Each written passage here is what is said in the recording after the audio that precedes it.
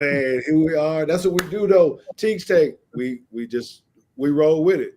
There are no mistakes on our show, and there's no mistake that you're in here with us tonight because we've got a very special episode with some special guests. Go ahead and hit the subscribe button, the like button, all that kind of stuff before we get started, because we got a doozy. Punts, man. Who knows how to punt? How hard is that? And what do you really know about long snapping? Is there any real difference to short snapping? Before we go ahead and get into that, let's go ahead and start the show officially. So let's go ahead and hit it right now. Teague Take.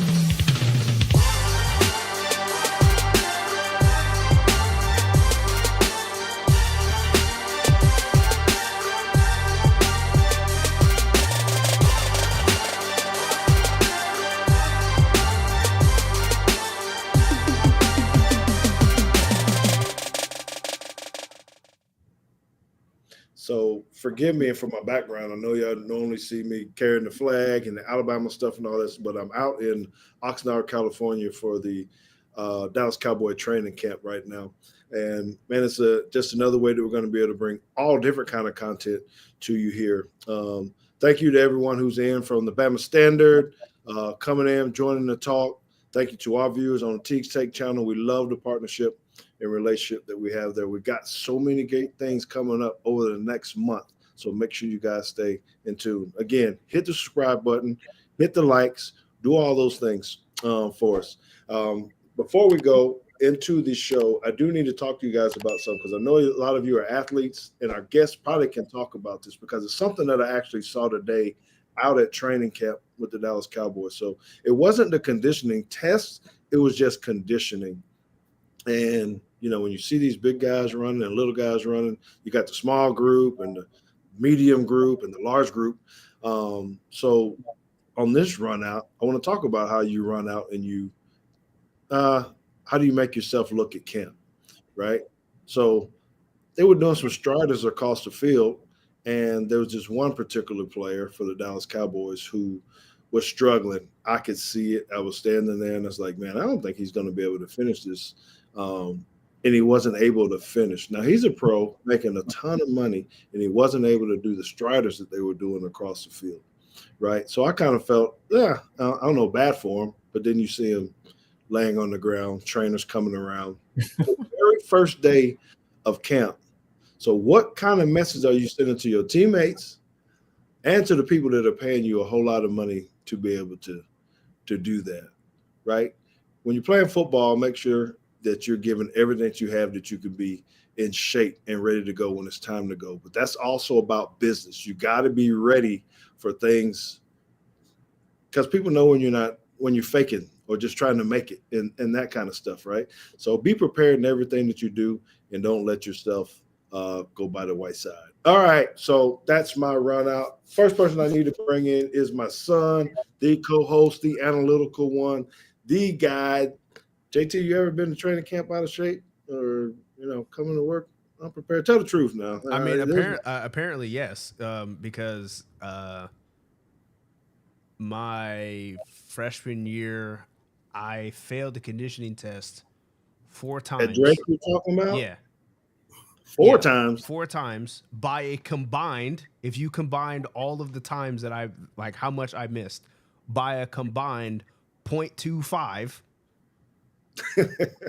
So I'm still a little bit salty about that because one of them I missed. We had to run those 300s and I had to average 51, I think. And the first time I ran it, or no, the second time I ran it, I missed it.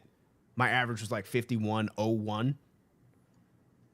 Well, which I argued was operator error, but whatever. It was that big cookie that you have already that you're still eating from Great American Cookie Factory or whatever it's called. You gotta let them things go because I know I used to kill them things. They're good.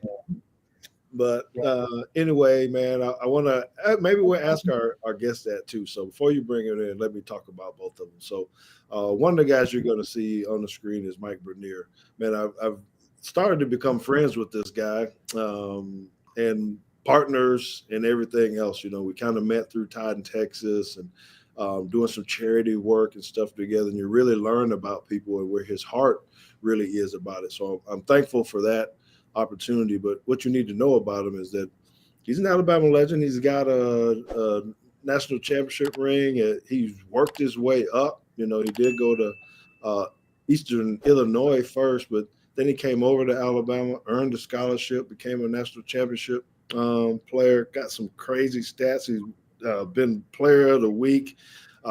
He's now an advisor with Vision Point. So if you need, your money to be looked at, make sure you look him up as well. The second guy that we have is Thomas Fletcher. He actually played with Mike. This is awesome, right? Two-time champion too. Bennett was there at Alabama through 2017 through 21 or 2016 through 20. So he's got a couple rings. Man, I'm jealous of all these people floating these rings around. But he got drafted as a long snapper to the Carolina Panthers, JT, in the 6th round. So we're going to be doing this little tag team thing here with both of them. He played in the XFL as well. He worked his way into coaching, been at UCLA as a coordinator, and now over with the Florida Gators. So, man, he's getting the grind on and special teams. And so I'm really looking forward to this. Long snapping and punting. Let's go ahead and bring our guest in. Give him a round of applause. Big JT. And in the house, baby. In the house. Yes, sir. Yes, sir. So thank you guys for coming in. I want to go ahead and ask you guys that first question. Got nothing to do with what we're talking about, but Mike, I'll start with you first because I don't know if you guys even have to do conditioning tests as punters and be ready. But have you ever came into camp out of shape? Tell the truth. Tell the truth. Have you ever come into camp out of shape? It's actually an interesting question for me, right? As a punter, you definitely wouldn't think that we are out there doing all the conditioning. And I have a great story for this. The first 2 years that I was at Alabama, I sat behind J.K. Scott. And, J.K. Scott being the All-American that he is, he made up his own conditioning program and all that stuff. So we didn't go through fourth quarter program or summer workouts. And, after J.K. left, also Coach Banks came in and he said, that's it. He said, you guys are going to start running with the team. In the back of my head, I'm like, golly. Because we used to sit up there and watch what those guys used to do when they were running. I was like, man, I don't know if I got it. And that perfect scenario where it's leading up to the conditioning piece of it. Mm-hmm. And you're 4 weeks out, you're like, all right, I'm going to start training for this thing. Well, then another week goes by, and then you're like, you know what, I'm going to start this week. And, it got all the way down to the last week leading up to fourth quarter program. I'm like, all right, this is the week. I'm really going to start getting into it and try to start getting conditioned, or at least get a feel for what it's going to be like. And I show up on the first day, just not a run in me leading up to it. And man, was that the most humbling experience I've ever had. Coming down to the point like we're doing laps, right? Thomas, you can probably agree with me. Laps first, and then you got middle as well. And we get done with middle. I'm like, that wasn't too bad. And then we get out to the laps, and you're running 110, and they say you could walk the end zones and then come back and sprint those as well. There's no walk in the end zone. Ain't no walk. Ain't no walk. And we probably run 12 of them, so it's like the equivalent of doing 24 110s plus middle. Yeah, and I get through about 8 laps. I'm thinking I'm having a heart attack. I'll tell you what, man. And then I'm standing there. I'm trying to breathe myself. Because we're doing the same thing, and I feel 2 arms come over the back of me, hanging on, going, Thomas, I need you, bro. I need you, bro. They won't let us bend over. I need you. I'm just about hallucinating out there in the indoor, man. And anybody got me through that, it was Thomas and him bearing my weight to get me through that. Oh, gosh. Well, that's funny. Well, I'm glad both of you guys seem like you admitting that you did fail to come into camp. No, Thomas, 100%. He was ready to go every time. But when you're talking about that big man out there dying in the middle of camp, that was me. Okay. Thomas, you telling the truth? You coming to camp? I was another man. I took a ton of pride in how I did the off-season conditioning program. Like, that's not to say I'm better than Mike or better than anybody else, but like it meant a ton to me to do that program like I wasn't a long snapper. I wanted to do that program like I was any other football player. Like I firmly believe that you should not have been able to tell a difference between me and anybody else. So like that was a big point of pride for me. I like that. Well, and now you're coaching. I know you got to say that just because if any of your players are listening to you, you can't say that you that you came into camp out of shape because they'll be like, come on, coach, you did it too. I get it. Yeah, no question. All right.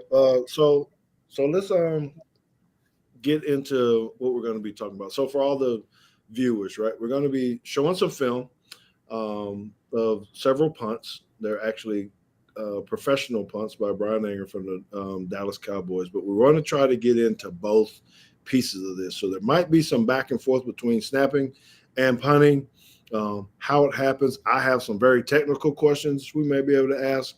If you have questions, please make sure you put them in the chat on either channel that you got. JT can get to them, and we can pose them to the guests as well. This is interesting. They do something is very specialized on what they do. So a lot of us don't understand some of it, even with us coaching that way we have, the JT and I do. Please know that what they're going to give us is, I don't know, I'm just proud of, right? I thank you guys again for being able to do this. This is not to necessarily be talking about Brian Anger, and things of that nature. There may be some critical things that they talk about that, but that's not our purpose. Our purpose is to do what we always do, and that's to teach you, educate you about this, because that relationship these two got to have as long snapper and punter is important. All right, y'all good with that? JT, I miss any disclaimers I need to give or something with this? Because I'd like to go ahead and jump into some film because I know they itching to get in. No, let's go ahead and get started. All right, so we're gonna pull up this first punt. Now I picked this one first. Okay, so before we even get going, all right. So I want to pose this to you guys first. So this is a punt formation. It's a little different. It's drastically different from what they do in college. But the way the Cowboys lined up is a little bit different too on how they use their wings. But I don't want to get in that part. What I want to ask Thomas first is why don't we see spread punt like you see in college in the pros?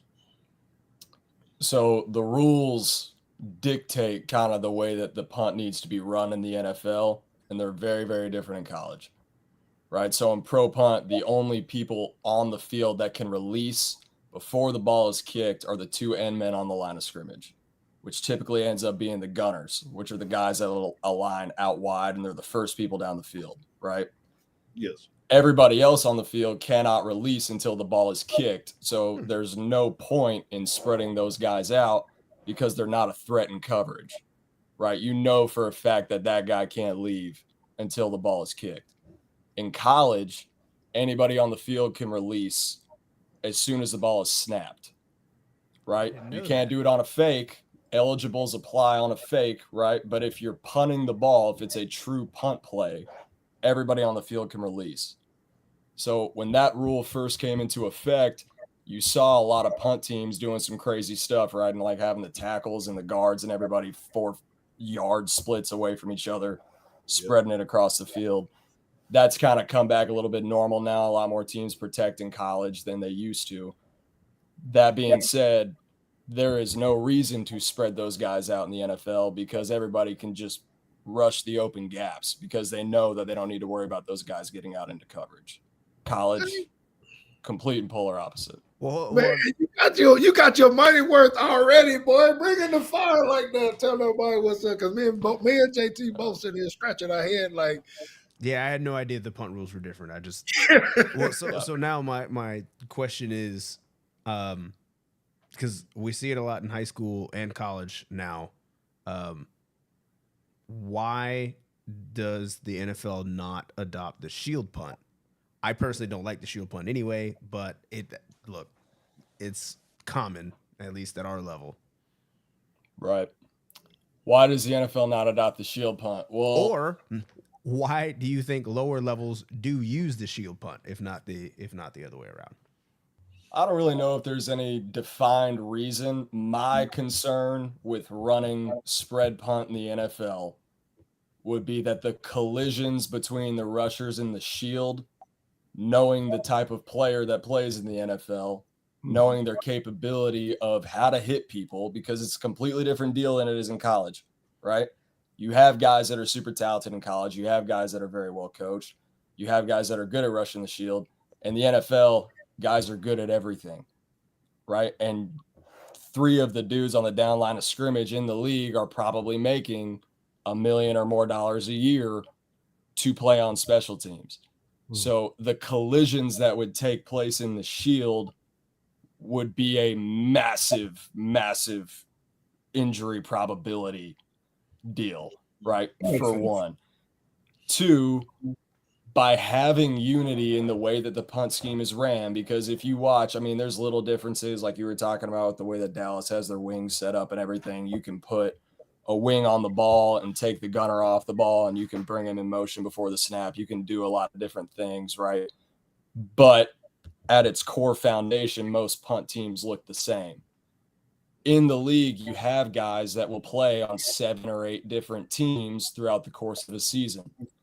This allows those guys to come into a team, show up for the meeting, and be like, hey, I know that the rules are exactly the same as they were on the previous 4 teams that you were on.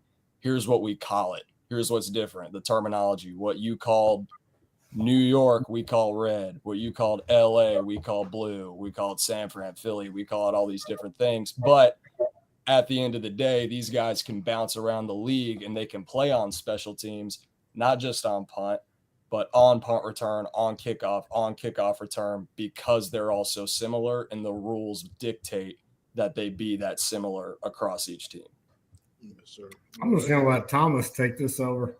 No, man. No, we're going to talk about punting, dude. That was good stuff, man. That rule he threw out first, I had no idea. When I tell you that I was out there just trying to punt the football, that's it. Yeah, man. That's Thomas. So that means you definitely were not calling protection. No way. If the punter's calling protection, we've got issues, dude. I don't care what level of football you're at. You know, I was a personal high protector. school, Pop so Warner, it don't matter. Yep. I was a personal protector, so I had to set protection, but I don't know if that is still the person who's supposed to do that. Yeah, they're doing it in the pros. They're still doing that, I think. But NFL all right, for sure. Yeah. Okay. So I want to, if it's okay, I want to go ahead and, because I'm looking at this formation. The first thing I want to ask Bernier now is really the difference, because I'm looking at grass here. So how different is it, before we get into the other pieces, on trying to kick on grass versus turf? You know, do you got to change your shoes? Or you like, you know, this soccer player where your plant foot got to have a different cleat and all this kind of stuff? Or talk to us a little about that, and maybe about weather. How different is it, cold weather versus hot? Oh, for sure. Yeah. And that does all kind of play into it, right? I mean, when we're talking about what kind of field we're going to play on, you know, whether it be grass or turf, I mean, that does make a big difference on what kind of cleats I'm bringing to the game, right? On my plant foot, for the most part, I wouldn't change anything. I would always have grass length spikes on the bottom of my cleats. If it can give me some more traction at the end of the day, I'm going to take it. Now, the only time that I would change to both cleats being grass bottoms if we were playing on grass. So that was really the only big differentiator, was if we're playing on turf, I'm going to have a grass on my left foot, my plant foot, and then I'm going to have a turf on my right shoe, my kicking foot. Now, if we're playing on grass, I'm going to have grass on both feet. Now, when it comes to conditions, right, everybody knows, right? I mean, it's going to be a lot harder to do the normal things that you normally do in a game when there's no wind or no rain or no snow or cold weather. I did have to experience snow, right? When I played at Eastern Illinois University, man, I showed up one morning, there's 8 inches of snow on the ground. I'm born and raised in Alabama. I'm like, what in the world am I going to do? You know? And, you know, we kind of knew about it. You know, there might be a chance of snow the week before. And, you know, all the O linemen and, you know, the guys trying to be, you know, hardos and all this other stuff saying, we don't need heaters. We don't need coats. And I'm back. I'm like, I do. Oh, y'all don't need it on your side of the sideline, but I need some heaters. And of course, you know, we show up and there's one heater on the sideline. Everybody's trying to stand around it. You know, once, you know, it actually gets cold, no one wants to do anything or, you know, stay in the cold. They want to be next to the heater. And I don't know if you've ever, you know, tried to kick a ball when it's like 15 degrees outside, but it's like a concrete block. Oh, yeah. Yep. And your shoes are wet and they're kind of freezing at the same time and your feet are just frozen. And, you know, when it's in conditions like that, I mean, and if you don't have the right, you know, set of cleats to change them every quarter, every time you go out, right? I mean, you're going to have some substantial decrease in yardage and hang time because, I mean, those things do affect at the end of the day how you perform out there on the field. So if you're punting up north or kicking up north or whatever it may be, make sure that you have a heater on the sidelines, okay? And, you know, like rain, right? I know Thomas can attest to this. If we were expecting rain, we would make sure that we got some reps in, Thomas snapping the ball, we're spraying water on the ball while he's trying to snap it. So things like that. Now with rain, you know, there's not much I'm going to change when it comes to my cleats or, you know, the way I go about things. Because when you start doing that, you start thinking about too much. I mean, you're going to end up messing something up. So to me, it was all just trying to keep things the same way, same routine, same practice, to make sure that, you know, those external circumstances wouldn't affect me maybe if I wasn't thinking about as much. So to speak towards, you know, it being super windy, right? That's not going to affect anything that I have, but, you know, those are things that you can't really prepare for either, right? You just have to be able to, you know, when the opportunity is right, and maybe you have that at practice, get some extra reps in, trying to practice going both ways with that wind and how it's affecting your ball. So in terms of the weather, that's kind of how I look at it. All right. That's a good deal. All right. So now let's talk about this punting a little bit. So distance back, you know, a lot of times you see punters that are off to the, I'm saying they're not directly behind the snap. Mm-hmm. You know, how do we determine that? Both of you guys probably can talk on that. And how does that affect both of you, I guess, when you're, you know, the one side or the other, you know? I mean, in terms of reasoning behind it, you know, Thomas, correct me if I'm wrong, but we're trying to cut off one side of, you know, maybe the guys rushing on the corners, right? It kind of makes I'll let you, maybe I'm talking out of my ass here, but I'm not sure. No, you're good. So like in NFL punt protection, like in what we're in right here, you are trying to create a pocket of protection with the snapper, the guards, the tackles, wings, PP. So exactly right. So like draw a little dot right there about 5 yards in front of the punter, dead in the middle of the long snapper. So that's the block point, right? So if we were punting, if he was punting to his right, like from our perspective, if he was punting to the left, you could offset the punter to where when he walks his line to punt the ball, he ends up in the middle of the protection in the way that it's designed to be protected. Okay. Makes sense. Makes sense to me. All right. So let me ask you something with that, Thomas. So ball positioning to the punter, and both of you guys need to talk about this because I've watched where snappers are trying to be very accurate because the way quarterbacks throw the ball into those little nets with the 3 pockets or whatever. I've seen snappers work the same way where they're aiming at that. So what are you typically trying to hit on the punter? A belly button, a right hip, a left hip? I don't know. You're trying to put the ball right on that right hip. And if you're a punter like Mike always preferred the ball in between his knee and his hip, right? It was not a fan of high snaps. I remember that, right? Oh, yeah. So like for Mike, when we played together, there's a Nike symbol on the pants about 3/4 of the way up between your knee and your hip. I would aim at the Nike symbol on his pants, knowing that if I missed high by a ball length, it was going to hit the right hip. If I missed low by a ball length, it was going to be, 2 ball lengths above his knee. So he's catching it in the spot that he's going to mold it and drop it and punt it. So, like, the job as the long snapper is to try and put the punter in a position like he started with the ball. Like, he never had to catch a snap. Like, you just handed it to him, put it where you would want to hold it when you punt it. I'm going to try and snap the ball right there. Man, that's crazy, JT. I mean, just thinking about the amount of accuracy you got to have there. Okay, so, all right. Where's this one hit? I'm just curious. It looks like his hands are kind of high at the beginning here. No, I guess no. That's about. I mean, if you drilled a mailbox into his right hip, that might have hit it in it. Yeah, I mean that's money. I mean, because my biggest thing, and I brought my handy dandy football, so it could be a little bit easier to show and get some visuals. But like when you catch the ball, right, your hand placement on the ball is like they call it a handshake grip, right? So like you want your hand to fit right on the top of the ball, just like that, with a little bit of air. So believe it or not, when you catch it up here and you have to bring it over the top, right, it can do a couple different things. It can mess with a couple different things. One, it makes it longer for you to get the ball off, right? It shortens that length of time that you can have potentially your punt blocked.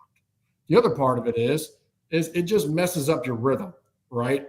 Because if you want to catch it right there and you already got the ball out there where you want it. But as soon as you start to catch it up here or anywhere around your body, it gets you off your plane and that line that you're trying to draw between you and where you want the ball to land. So you might start panicking. That's what I hear? Oh. I don't know about panic, but everybody has that sense of like around them, right? And you can feel the pressure. Okay, when you got DeMontez Sweat coming off the end over here against Mississippi State, you know for a fact he's coming at you. Hear them footsteps, dude. Oh yeah, that's some big old footsteps. So, I'm the smallest guy on the team. I don't want to get hit by him. So, I mean, at the end of the day, those little things do creep in your head. But, at the end of the day. Hold on a second. I don't know if you've seen them pictures of you back in the day, but you were not the smallest guy on the team. I don't know what the hell you talking about. Fair enough. Yeah, you're right. I guess now I would be. Let's not go there. Okay. Go ahead. All right. Now, you got the ball in your hand. Mm-hmm. So this one, we're actually in the middle of the field. And I know we're probably spending too much time on this one single play here. So now I put this on purpose. We're kind of in the middle of the field, and you got to figure out where you're going to place the ball, how you're going to kick it. So let's just kind of give us an overview of what are you thinking, particularly in this part of the field, on what you have to do and how you have to do it as a punter. Then I'll come back to you, Thomas, with a question for you. If I'm remembering correctly, when I was watching this punt ended pretty much right outside the hash, right? No. Is this can you play it through, JT, real quick? Actually, this goes left. Yeah. So for me, I wasn't a whole big component on having my feet placed as a different way than where I'm going to go, right? At the end of the day, the people or the opposing team, to me, it's not going to make a huge difference. They know where I'm going, right? Now, in the NFL level, whatever it may be, they like to mix it up a little bit more than, say, college punters. But I like to have my feet going. I like to be set. I like to know exactly where I'm going and have my feet going that way. I was more focused on how fast can I get this ball off and it be productive.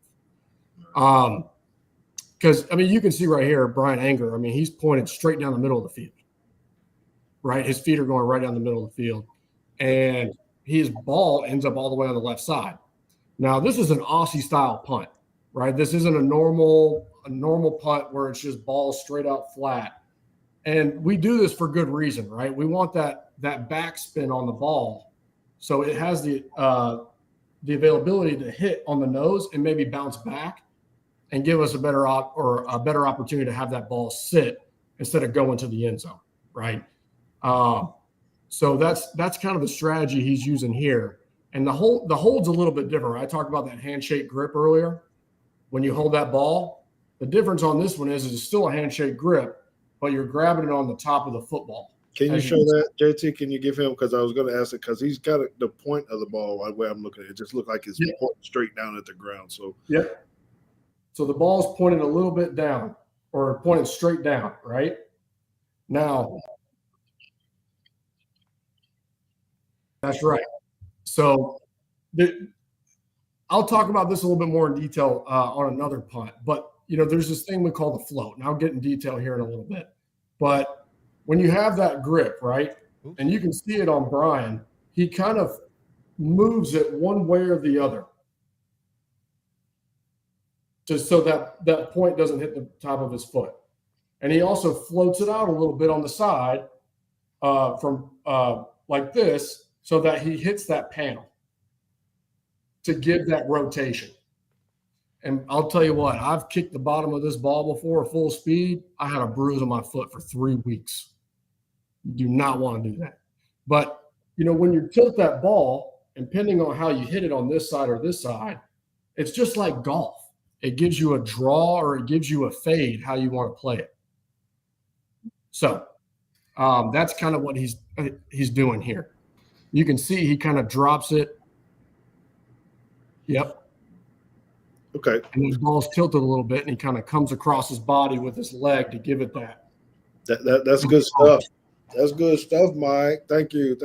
So, Thomas, on this one, I don't know how much different it is in college for the snapper. So he has to turn and protect and try to block somebody. I don't know if they actually have to, how much they actually do that in college, how many times they're really having to block as opposed to getting in the way. So just talk about the mindset of this. The first thing you got to do is snap the ball, but then, this case, he could potentially be by himself. This is an easier box, like you said, but if you got 8 guys up there, typically you got to block one of them by yourself.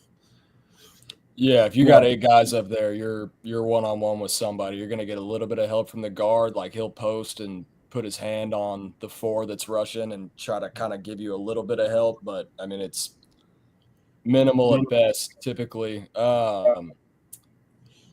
Again, like we talked about with college, he can free release, right? Like there's no rule prohibiting him from just snapping and running down the field. So the vast majority of teams in college, that's what you do. That's what I did when I was in college. My last 3 years of playing, I was a snap and free release guy.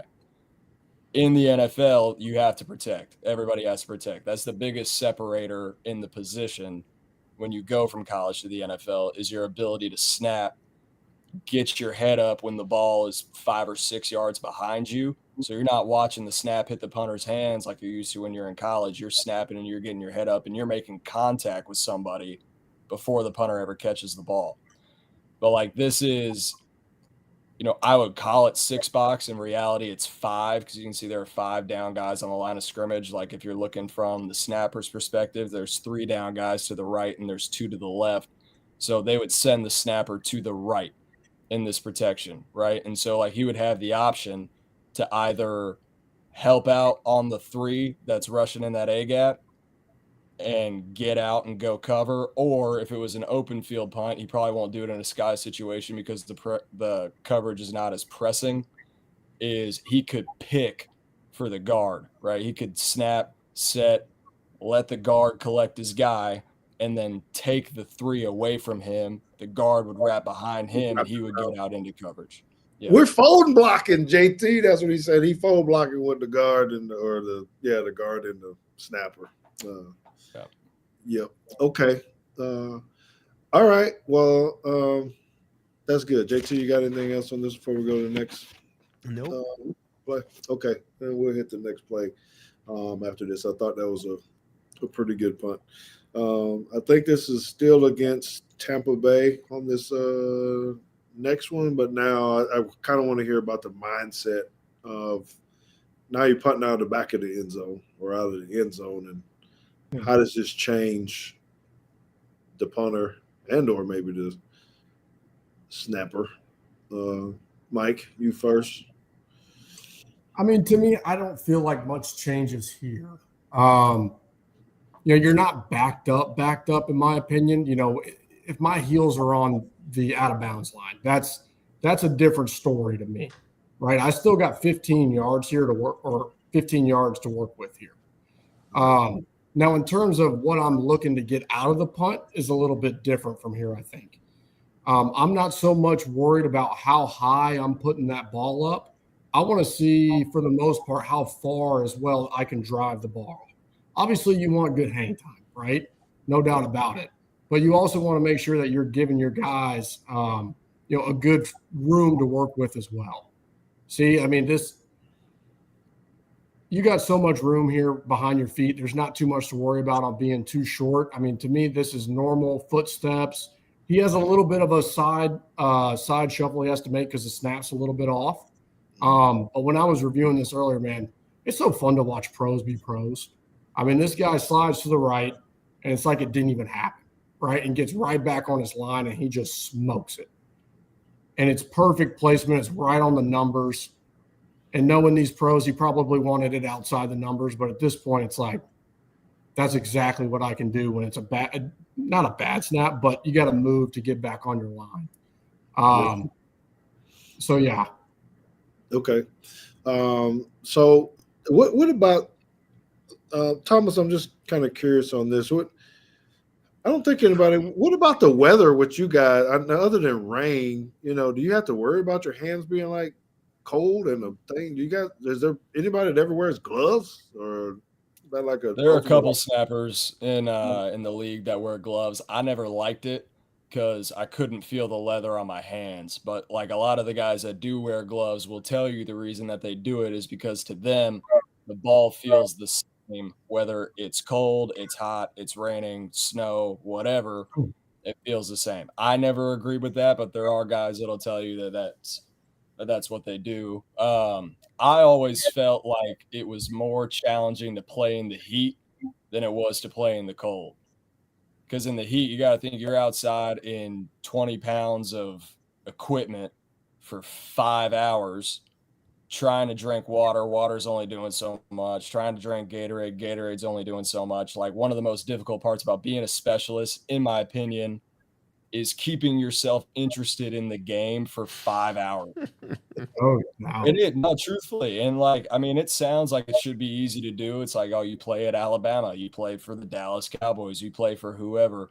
It should be easy to stay locked in for 5 hours. You think that until it's 115 degrees on the field, you've been standing out there waiting to go on the field every 15 or 20 minutes. Or if you're on a team that scores a lot, Mike and I have experience with this, you might be out there for 4.5 hours before you ever punt the ball in the game, right? Is like keeping yourself interested, trying to keep your hands dry, trying to know what the ball is going to feel like. In college, they didn't, when we were playing, they would not replace the ball when you were going to punt or when you're going to kick. In the NFL, you have K-balls. Like, you have balls that the K-ball guy will hold on to during the game, right? And they bring them in only for special teams plays. We didn't have that.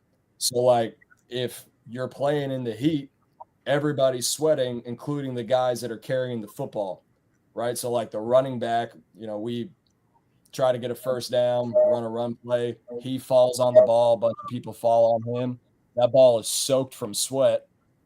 They would just put it down, and that was what we had to deal with, right? Okay. So, like, to me, the most important thing was not letting those factors affect you. Like, I love to say I had, a million different plans for what we were going to do, and this happened, what we were going to whatever. It was very much the mentality of, the teams that we played on, where it was, if the ball's wet, if it's dry, if it's popped, if it's covered in baby oil, it don't matter. Put the ball where it needs to be, type of thing. Okay. No, that was a bad visual, ball and baby oil, but whatever. All right, let's go to the next one, JT. All right.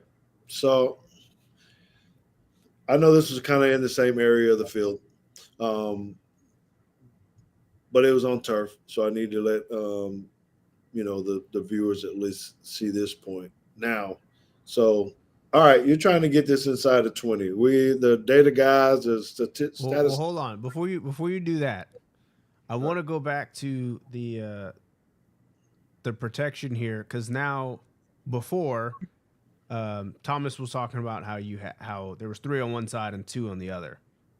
Yeah, now you got 3 and 3. Now it's you can draw a line right here and it's symmetrical. There's 3 on each side, and then you've also got 2 guys off. So which direction are you going now?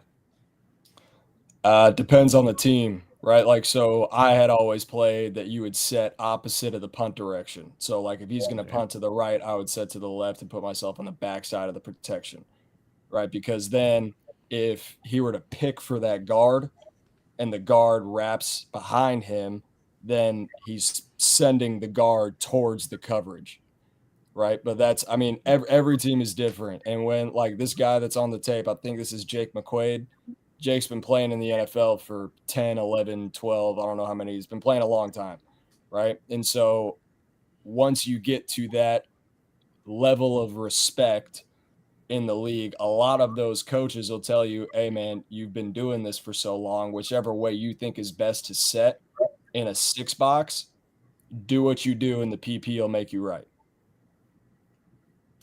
PP, he's talking about number 85. For everybody that don't know what we're talking about. That's personal protector, like JT was talking about. Okay, yeah, and I remember those days. I did not have to really play on the punt team on the inside. Thankfully, wasn't big enough or strong enough. Those are typically linebackers, D lineman type guys, tight ends, fullbacks. But I did have to study and always listen to how they turned, because I was on the scout team. You always tried to. I was on the punt block team, so we would always try to figure out if we knew which way they're going to turn, so we could twist off of that some kind of way. 1,000%. I can't. You still. Well, I shouldn't say you. Mom still has my scout team, my special team scout team player of the year plaque. Let's go. And let's go, dude. I can't tell you how many punts I blocked in practice. Yes. Well, and typically you were always trying to go after whatever you thought. If we had some kind of clue of which way the snapper was going to turn, we go the other way or something of that nature. I don't know, that everybody thinks that, because you can figure out who's not doing their protection right, and they'll attack that guy. But a lot of times we're always trying to get up the middle as fast as possible. Right So here, that's closest point of attack, man. Well, yeah, if the doggone wings overset, no, it was, man. Yep. At least in college, it was easy, because it was just like playing basketball. You try to get him to turn this way, and you cross over, and you step over his leg. Oh man, JT was up there hitting euros on the snapper. It sure was. So that's in the NFL.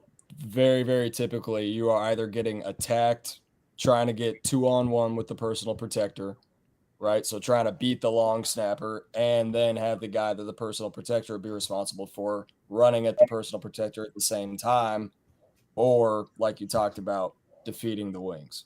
Yeah. Very, very typically, that is where you get attacked in pro pocket punt. Okay. All right. So this is another one. Did you down this inside the 20, JT, where you let it run? And then, Mike, you can kind of talk about any talking points that you had on this one. It's a very similar kick. It looked like he, this time it went the other way. Is this? I don't know. It looks like his motion was all the same to me, just to my eyes, but apparently not. Yeah, I really got in. I dug deep into these, and Thomas can, kind of speak to this too. Like when we're watching film, I mean, we're looking at every little detail, right? And when I'm watching Brian right here, honestly, if Brian was here right now, he'd probably agree. He kind of mishit this a little bit.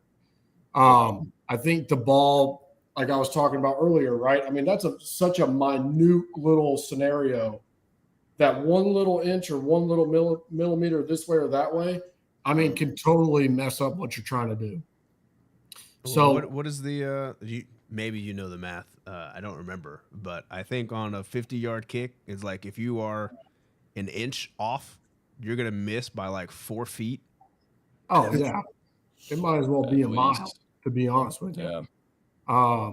That's why, punting and kicking is it's 1,000 little things, right?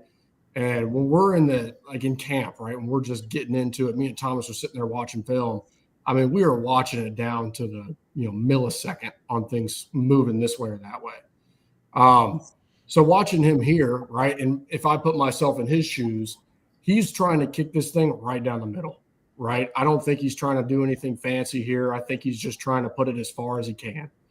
Because you can see, right, I mean, his feet are coming right down the middle of the way, right down the middle of the seam.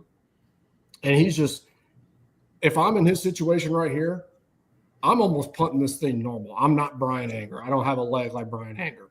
So it's kind of a tricky spot, right, on that 50 to other 45-yard line. To me, is a tricky little spot on if I want to do a sky punt or if I want to do a normal punt and just take a little bit off. Okay. Well, here's a question for you. With the sky punt versus a normal punt, if you know that you have a 80-yard video board above your head, is that gonna change your mind on what you're gonna do? Sure. I mean, for Brian Anger, absolutely. For me, I'm not too worried about it. I mean, on my best day, I might be able to skim it, right? But, on Brian's normal day, I mean, he has to think about that as well. That's actually a really, really good point. So thinking about that now, for sure, right? Making sure it's a little bit more driven than maybe more up in the air and hang time ability. But here on a sky punt, for him to be able to sky punt this up to the video board, I mean, he's really got to be getting into it.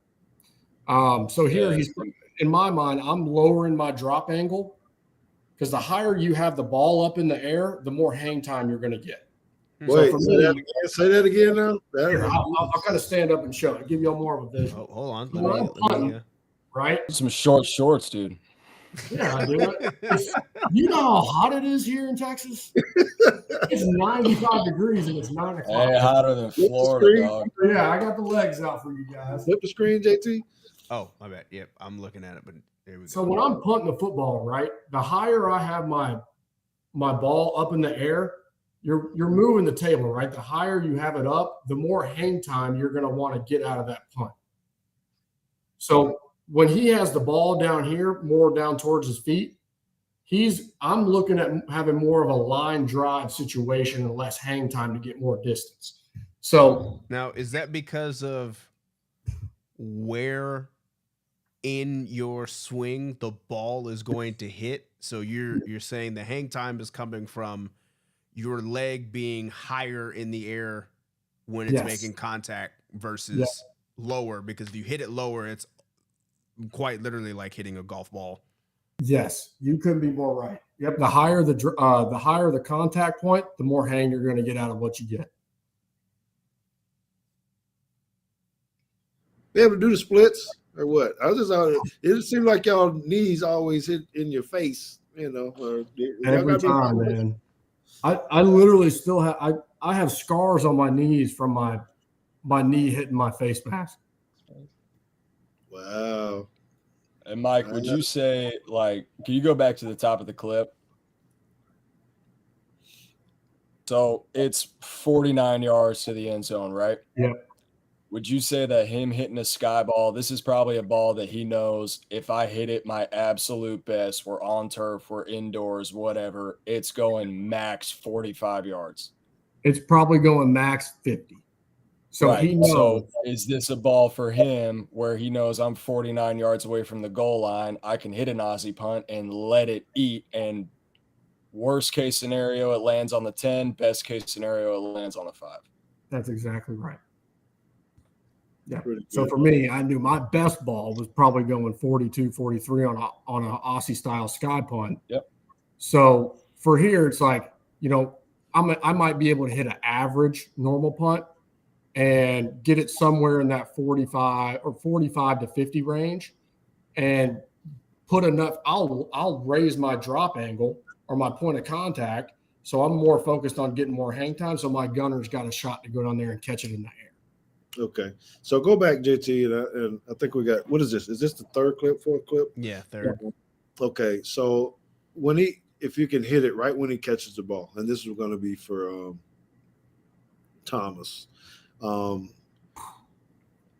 threads, right, of the ball. I know it's a big deal when you kind of get the, short snapping, where are the threads, because they got to spin the ball and all this kind of stuff. How is this, first of all, the threads where the threads hit the punter, is that important? And secondly, if it is, how do you work on a spin or timing so that the threads are going to be up or wherever they're supposed to be, so that he's not having to fumble around with the football to find the sweet spot of the football? So having the laces face a certain direction is a big deal on field goals, right? And that comes down to hitting the same spot over and over, snapping the same ball over and over. You want the ball to rotate 2.5 to 3 times by the time the holder catches it every single time you snap it. And on top of that, you need to make sure that the holder is getting aligned at the right distance every time he gets aligned, and that you are getting aligned at the right distance every time you get aligned. To match laces on punt would be incredible. The odds of that happening are, Okay. It's just, it's not a huge point of emphasis when you're snapping punts, because like every punter's different. You got punters that have what you call loud feet, where their feet move around before they catch the ball, meaning that they're catching it at a different distance every time. And you got punters that have quiet feet, which means they are not moving around. But any slight difference in the way that he lines up, or the way he catches it with his arms fully extended or not fully extended, or he's taking a step into it, or it's, you're playing against a heavy rush team, they line up in, an overload rush, or like something that looks like they're coming after the punt, and he starts moving faster, the laces are going to be different. So like to match laces on punt that'd be incredible, but I would love that much precision out of you, but I'd love to do that for you, Mike. That'd be great. Yeah, that would have been the dream, right? But George, to his point, like the first drill that you learn as a punter is literally spinning it up in the air, find the laces, and get it out. Catch and molds. Spin it up, find the laces, get it out. Right? So it's, once in maybe 20 or 30, right? Just because of, statistics here. It's gonna be there, but I can't rely on Thomas as much as Thomas was, the GOAT at what he did. I can't rely on him on that one.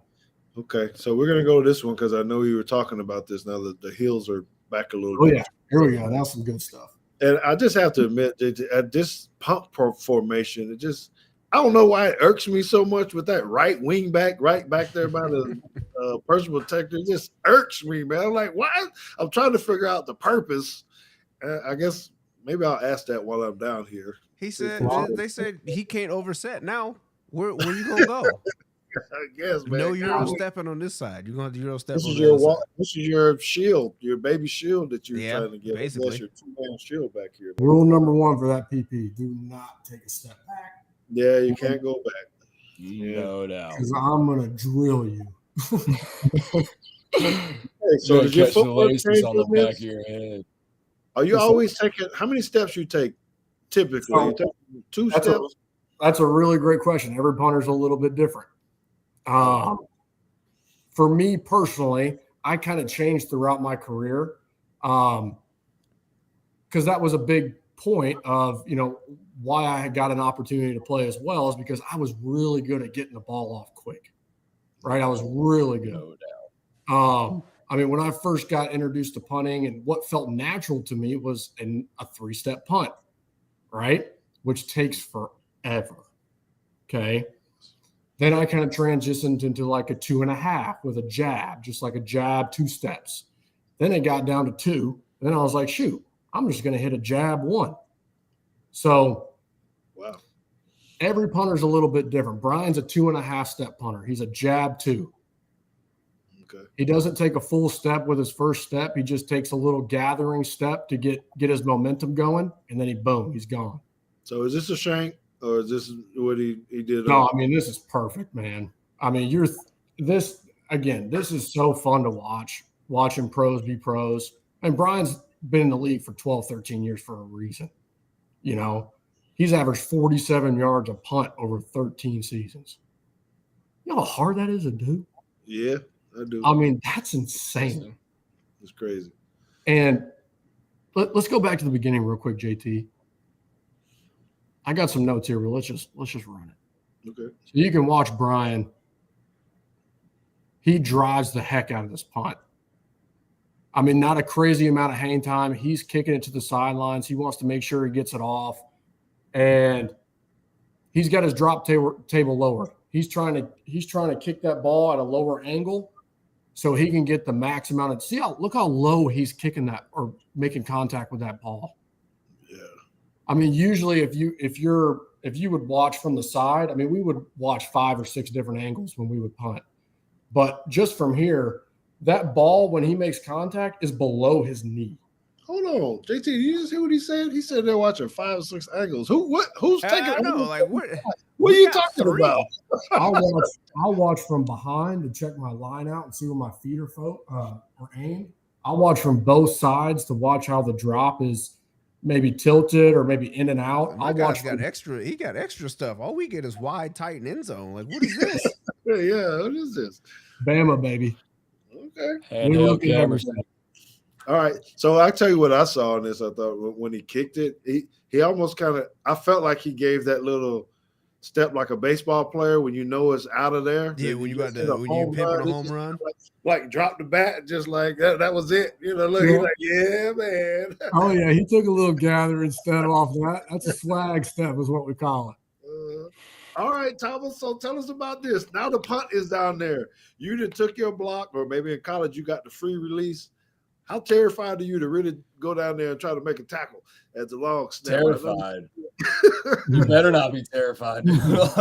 That's a bad deal if you're terrified to go down and make a tackle. Because he's there. Look at him. He's right there. He got him squared up now. I mean, you better be in there. You're making a whole lot of money to be down there trying to make a tackle. Okay.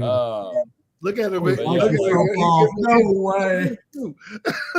tell you what, if Thomas did that coming off field, I'm giving him hell, man.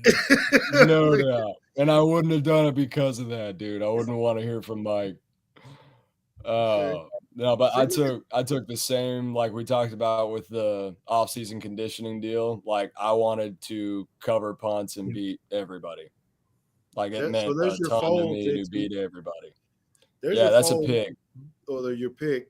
Where he goes in, the guard goes behind. So, yeah, like they're punting to the right here, right? And so they want to get that left guard out into coverage because he's going into the direction of the punt, right? So he'll take more of a vertical set if you go back to the top of the deal.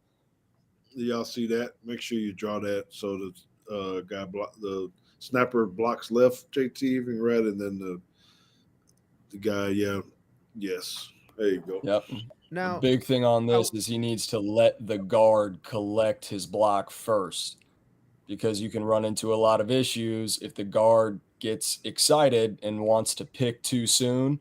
He'll whiff on that guy and the snapper won't touch him, and people block punts like that in the league. A couple of times it's happened where the snapper snaps and he goes to pick, like they communicate pick before the play.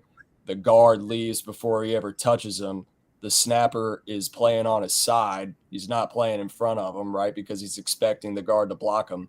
The guard gets out of protection, and that 3 runs scot-free through the middle of protection, blocks a punt. So now is this guard like a linebacker or something? Yeah, big body, okay. 240 plus body. I want to make that clear because I'm sitting here and I just keep hearing guard over and over again, knowing who you're talking about. Being this guy, but I also have the mindset of an offensive guard, and I'm like, why the hell do you want him in the like? Why aren't you the one that's going down to make a tackle? It's not going to offer you a whole lot in coverage for sure. Ooh, Thomas, I got a question for you. Who is giving the signal for you to snap? Personal protector would give the signal being a verbal cadence. Oh, it's verbal. Right, so the personal protector will call out the box count.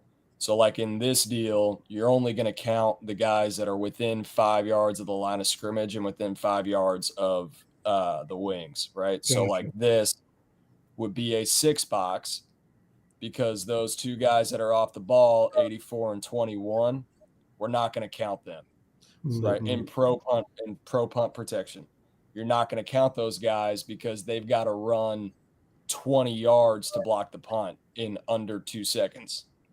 Probably not going to happen. All right, So Catherine. you would count this as a 6-box. My sister's And at you'd a say, wedding in Brazil. There you go. Okay, so he could be saying something I remembered all the time. And I'm sure they've changed it now, but I just remember all the time hearing it. It'd be like 6 man, Yeah. red, basically telling the guy which way to turn. Yep. Oh, correct me if I'm wrong. 6-man. We had it was a visual snap at Bama, wasn't it? Or At Bama it was. When we You changed. You did the little to hand a thing. field. Yeah, it was just like yeah, a- I mean, you guys played in Play louder break. environments.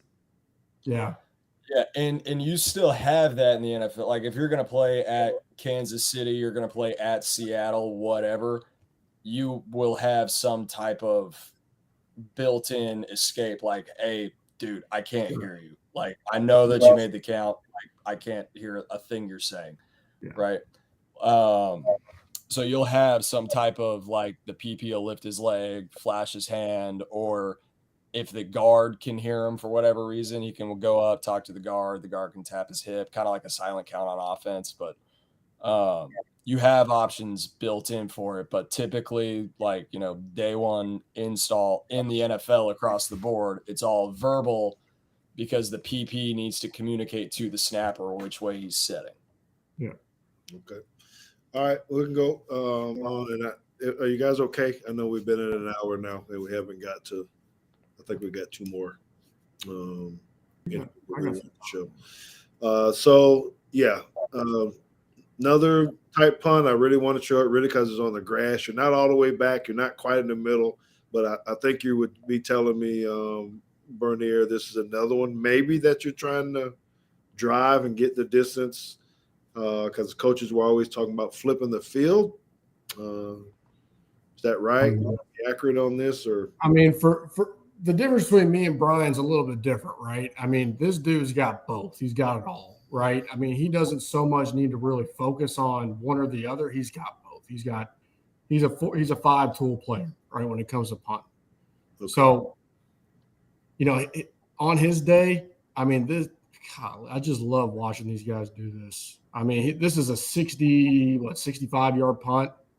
Is that why you got them shorts on? You getting all excited over there for these punts? What are you doing, man? You gotta stop standing up, huh? George is exposing me over here. What are you doing? You been watching this film, man. I sent you this film too early, man. Golly. Oh yeah. I'm telling you, I was going through these for like an hour and a half just watching it. I can sit here. Thomas and I can sit here for days and watch this stuff and just pick up new stuff.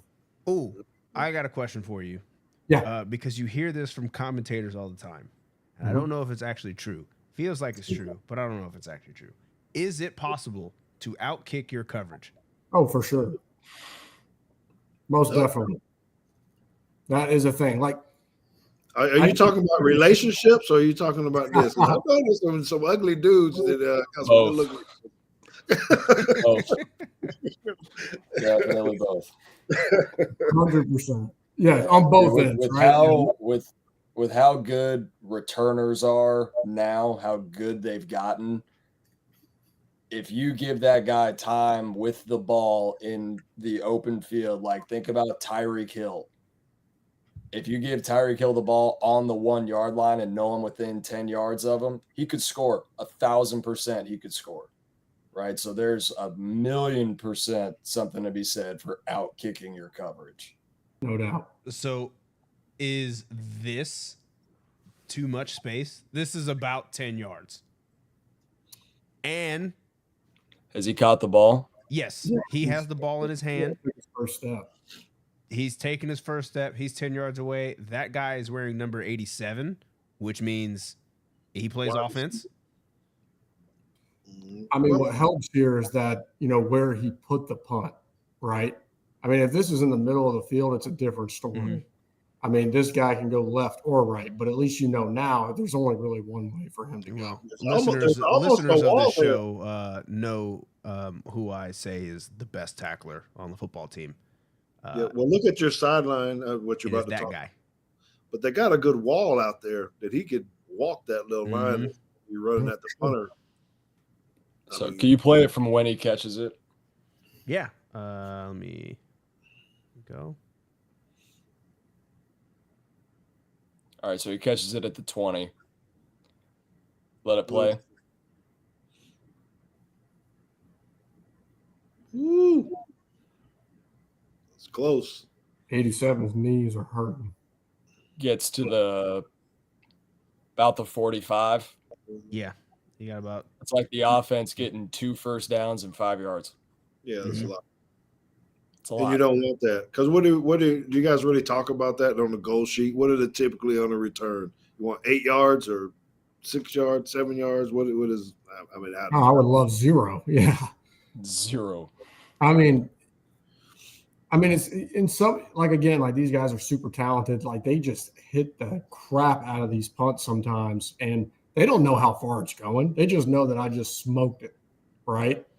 And even though that this, might be, probably a 5-second hang, maybe more than that, which is amazing, right, to be able to do on a consistent basis. But still, I mean, you're punting at 60-something yards. I mean, that's a long way. So if you're punting it anywhere between 60 and 65 yards in the air, I mean, it's kind of hard for your guys to get down there quick enough to make that play. Well, gunners are getting jammed up on too. For sure. Let me ask you this, Mike. So I'm not sure who this is, but let's put him in a different helmet and a different number. We can go Dolphins 10 or old Bears 23. Yeah. And assume, what is going through Anger's head right now? If he's thinking, hey, man, he's about to outrun this. That dude is getting double teamed. It's me and whoever this all-pro speedster is. What are you thinking, Mike? I mean, he's thinking my hamstring hurt. My hamstring hurt. No. He's just going to pull up lame right now. Listen, I have a little bit different. I played quarterback and linebacker in high school, right? So, I mean, I'm not scared to hit people, right? But, I mean, these are some big old dudes. I'm not particularly saying that even Anger would be afraid to hit anybody. Oh, he definitely doesn't. That's a lot of room. 100%, right? There's a lot of space right here for your ankles and or knees to be left over here while you are over here and the returner is somewhere back here. I mean, I'm putting my body on the line, to be honest with you. That's you, but I don't know. That's like a lightning strike. I mean, don't go back. Don't go Tyreek Hill or Devin Hester. I mean, I'm just going. I'm literally going 6 feet across. I'm laying out. You're just laying out and just hoping he just runs into you. For sure, because I know he's going to try to make a cut one way or the other, and at least I can slow him down as much as I possibly can. There's 10 other NFL players out there that have the potential to get to him. Okay, but then tell the truth for the average person. That's a great point. As a specialist in general, your rules in coverage typically, and this is real. We were always, the two of us, trying to force the returner to the guys that actually play football. Yeah, no doubt. Know where those guys are at, know where they're going to end up, and try to force the returner just by body presence, because immediately with your eyes, you're not looking at Mike or I and thinking that's the punter, that's the long snapper. You just see opposing jersey number 98, opposing jersey number 45. I got to get away from the guy. You want to put yourself in a position so when he tries to get away from you, he's getting away from you towards the guys that are there to tackle. Okay. All right. Oh, yeah, I mean, you're absolutely right. I mean, we're not used to, hitting people on every play, right? I mean, I guarantee you ask any punter this, they're going to be like, yeah, I'd go down there and try to make a play. But in the back of their mind, when it's going on, they're like, oh my gosh, like I got to do something here. Well, You know what I mean? and I want to be clear. I'm not trying to necessarily ask you as the punter, because I mean, even if I'm a safety back here, this is not the look I want to see when I got. No doubt. So, this is not a highlight that I want to be on. Yeah, I just spent 12 months making sure I'm ready to punt a football and not make a tackle. You know what I mean? The punter's thinking just like that referee standing over there on about the 40-yard line. He's trying to figure out, do I need to start running down the sideline or what is happening here? Let's be honest, Brian's probably pissing down his flag a little bit. All right. Okay. Get to the next one. Oh, that was quick. Yeah. Oh boy. This is beautiful, by the way. This is great. Okay. Why did he say that? Look, he did some kind of different kind of drop, didn't he? And look at his foot. It just all looks different to me, to my little eyes.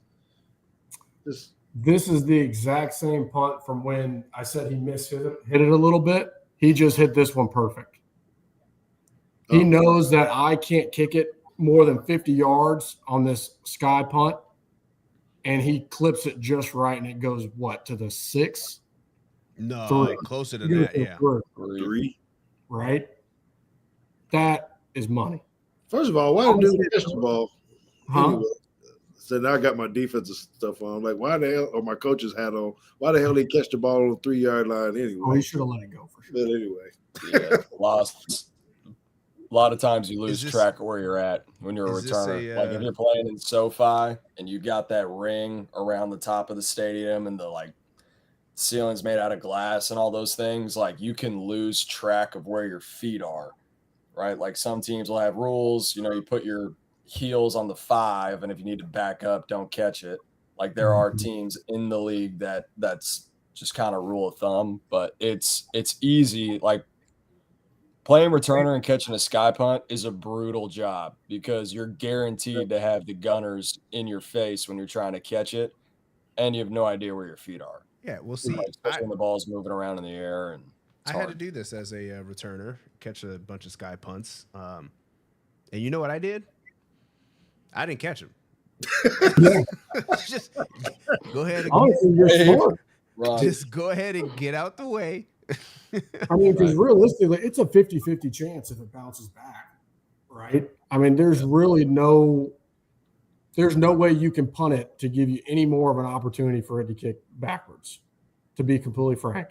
So, I mean, you can see Brian, he smoked this thing. He doesn't even move. You saw him, usually he, is running down the field for coverage. He's like, okay, this is money.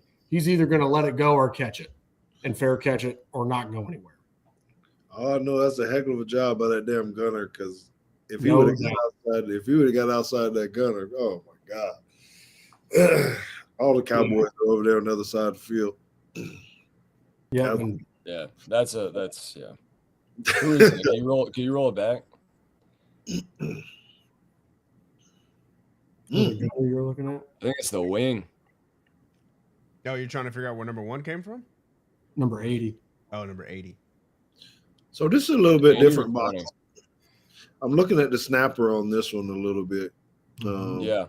Because you got to be worried about 36, the guy behind 57, on whether or not he's going to rush. Count him. Quite honestly, I mean, you can count both of these guys, truthfully, and then just send the snapper to the direction that he's most comfortable.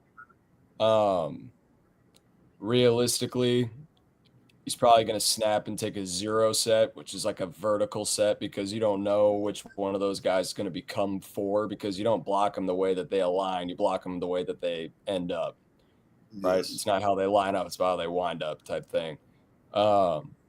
So me personally, as a player, I would have taken more of a vertical set and let the box declare itself. If those two guys that are off the ball, 22 and 36, if they're to back out, then I can pick, because it just became 6 box, right? But you always want to expect rush and react to anything else.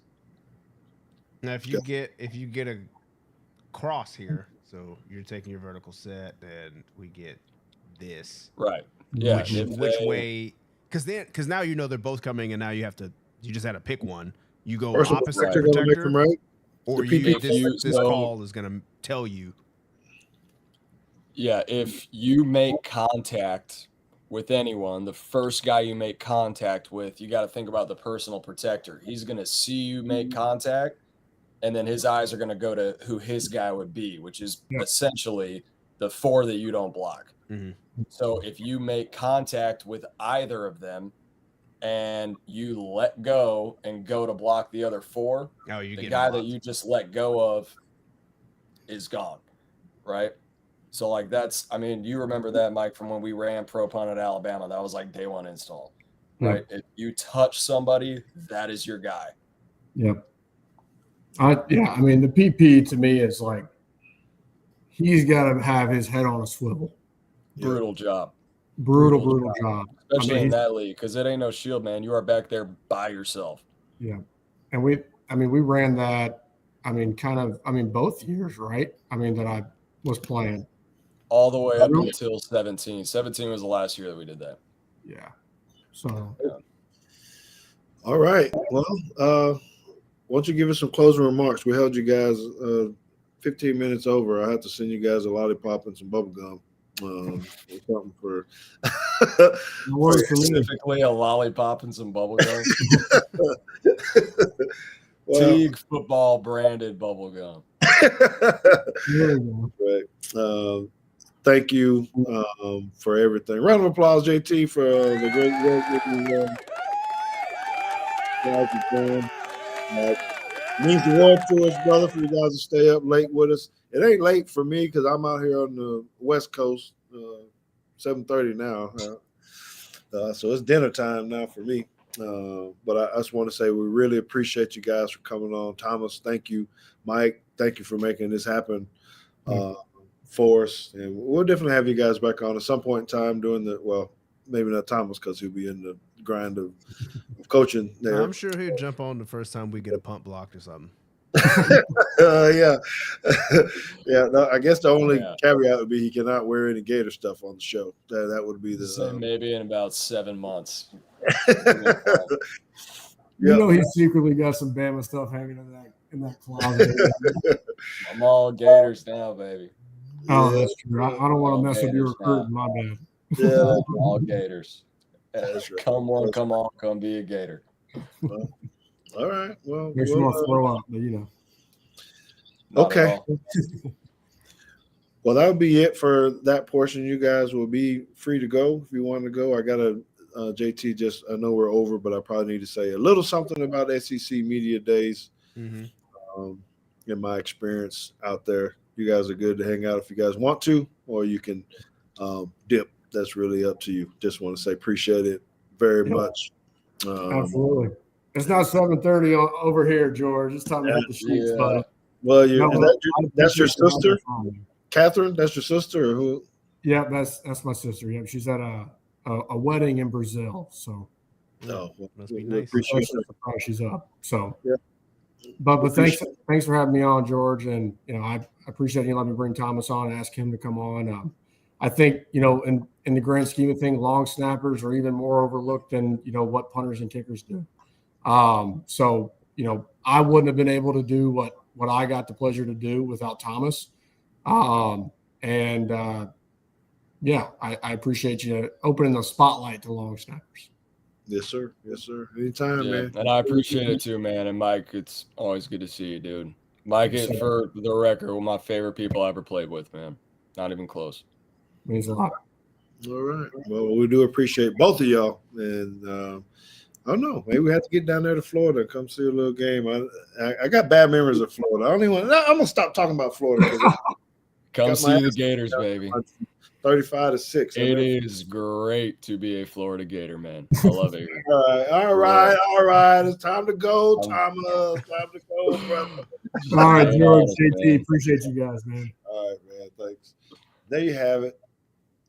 Being able to talk to those two guys, man, it's pretty awesome, JT. And I know it seemed like we could have talked. There's probably a bazillion more questions I got that we could go into with that. It's fascinating to see what they do, how they do it. So many people don't really understand what they do. So I don't know, something out there for the fans to watch over and over again if they want. Yeah, I forgot to ask Mike how many improv classes he took. That would have been a great question because they act pretty good. They act pretty good. But okay, so we went way over, so I won't spend too much time on this, but I know some people were kind of curious about it, and I think we actually put it in the. Did you put it in? Yes. Yeah. So SEC Media Days is my first time actually going. I enjoyed it. I was overwhelmed, JT, and I don't know if I actually talked to you about that. I was overwhelmed because I didn't know what to expect. I didn't know what to see from the media standpoint. We do this, we're around people, but actually being in the media and actually having to, for the first time, really fight for an interview, I guess, because it's like the herd of people getting around the guys, and you got to have that inside piece or that certain something. Hey, you got to find them, and so there was so many learning pieces I still had to do from the media standpoint that made me a little bit uncomfortable, just because as players, we're typically on the other side. And this is my first time actually being at an event like this where people knew more than me, just had more knowledge. And they were telling me like, no, if you're really trying to get to the player, you probably should be over here, put your camera right there, do this kind of thing, and you probably can catch them. Or, you need to know this type of who this person is so that maybe he can give you a minute, 2 minutes, 3 minutes in between something to try to do that. So, it's one thing with the Alabama folks because I got to connect there, but it's the other schools when you're trying to get to a coach or a player or something, since I'm not, by air quotes, radio, where there were a lot of radio booths. Mm-hmm. And so the players they would schedule them out in their deal. But, me not having a producer and a camera person following me around, a lot of it was me just I just had to make it happen, so that was a little different for me. Other than that, I think it was great. Saw so many personalities, commentators. I mean, it was star-studded, just people, everywhere. So it was kind of cool. I was starstruck, nervous, all of it at the same time, just trying to find my way through it. Wish you could have experienced it a little bit too, myself. Well, I know you got first question with Coach DeBoer when it was time for his interview. Tinsley was all excited to hear you talk. She thought she was going to be able to see you talk on the video, but so she was a little disappointed. But I thought it was pretty cool hearing you announce yourself and then say CBS at the end. There was a little shock to the system there. Yeah, I had to work on that part because some of the time, because I couldn't really say Teague's take, that kind of thing. So it was the CBS or DallasCowboys.com, and listen to these people, and some of them have so many different things that they're saying. It's like, let me throw this out there. Because it was weird doing that the first time when I got to speak to Coach McCarthy, and actually saying, CBS Texas. Like, I think it's a little culture shock to me too with that. But you brought up a good point. Maybe I need to go more often or from year to year. I do think it's going to be in Atlanta next year. I think they did announce that already. So I might try to do that. I'm not going to branch out just yet. Some people say, well, why don't you go to the ACC Media Days or content? You want information? You want to be able to talk to somebody, maybe another coach or something. I mean, I understand it, but we don't do that here. No, we don't. You want to know what I actually just a random thought that I had. Do you think the Pac-12 had media days this year? Stop. They So just had now like we're 4 sure- people. So make sure we cut this piece out. Look at the timestamp or whatever, because that is what Stephen M. Smith was talking about. The random JT moment that we need to have on the show. The random thought. I mean, like they had to have their media days just around like a random water cooler, right? Like it was just they had 2 coaches and 2 quarterbacks and some dude. So is the conference going to make it? How long before we see one more conference fail? 1 season. After this one, somebody's gone. Pac-12 is. Oh yeah, after the season, Pac-12 is done. No, that's because you have to have, in order to have a championship game, I think you have to have 8 teams.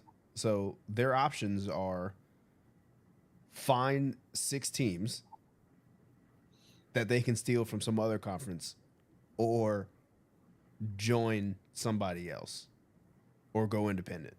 Well, why aren't they gone already though? I mean, once it start going, what are we holding on to? My guess is this is also just terrible because it was probably a media deal. Jobs, money. They still get some money, but Yeah, who's going to make money? yeah, the Pac-12 is not over. They still had a TV contract, and they said, "Well, everybody else left, so we just get the money that everybody else left on the table." Just counting chips, just getting their money, and Yeah, I so mean, 1 year. that's a lot of jobs, though, man. I don't know. Hold on. So hear me out. You get, and I don't know if this is true, but like you get 1 year of just all the rest of the TV revenue, which you weren't going to get because 10 teams just up and left you. But now you get that. You got to be able to get some of that money, and 2, with the playoff, one of you is going to be a conference champion. Automatically in. That's some bull jive. That's what I'm saying. You gotta at least get an at-large bid now, right? Like you could get. How mad is America gonna be if 100% of the Pac-12 gets into the playoff? Come on, man. That would be. I think it'd be hilarious. That'd make some good TV right there. It'd be hilarious, but there's no way that can happen. So speaking of that, how good is Oregon? I keep hearing about them, and I'm hearing about the Nike guy spending all the money. What's his name? Something Knight. Phil Knight. Phil Knight. I see they keep moving them up in the odds with Vegas of being like the 3rd best odds. I was gonna say my way too early pick is that Oregon wins the Big Ten this year. In front of Ohio State.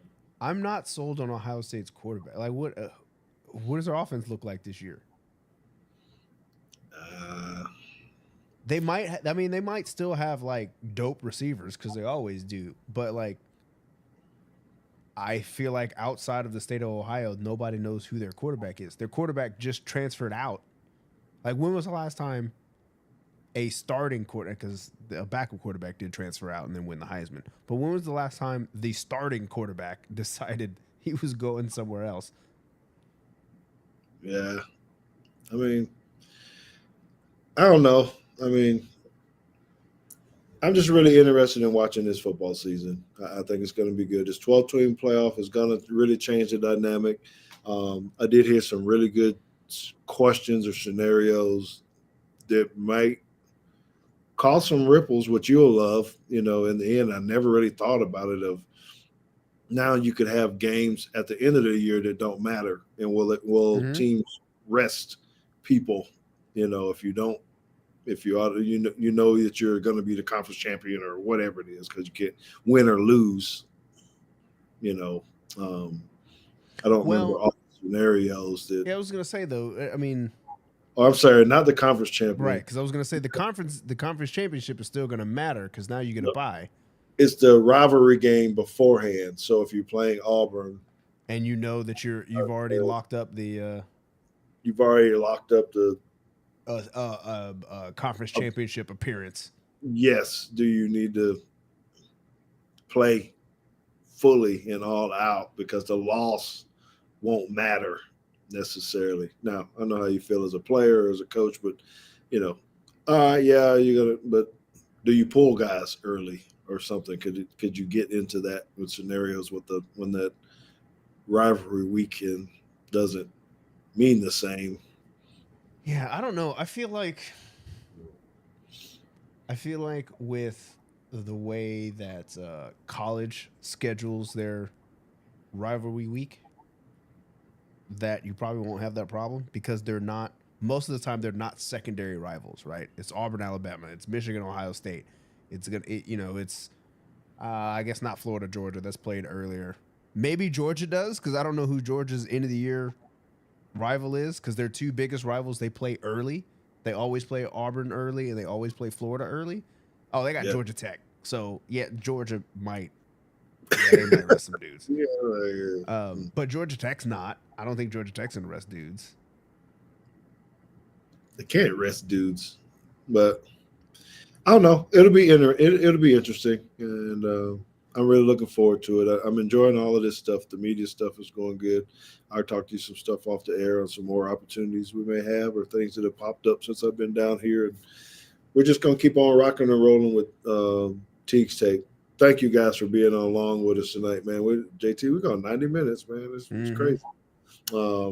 But that's because we had great guests, great stuff, great content. It's only get better and better. So make sure that you guys stay tuned to what's happening over the next month. Season 5 is going to be around here pretty soon. And we got some things in the works that we feel like can take us to bigger and better levels. So become a Teagster. Make sure you hit that subscribe button, hit the like buttons, tell everybody about the show. Help us get to 2,000 subscribers on our YouTube channel. We don't ask for much. That's one thing that we can ask from you. Just hit the button. Send people to hit the button. Don't cost you anything. If you don't watch it, whatever it is, hit it anyway. That's the one thing that you can do for us. Okay. So JT and I appreciate it very much. So as I get ready to close, JT, you didn't give me my theme music, man, on my way out because yes, that's what I'm talking about. Hey, I don't know how you get this free music or wherever you get it, but I think we can change our outro music. But anyway, he's JT. He's having a little fun. I'm George Teague. We out.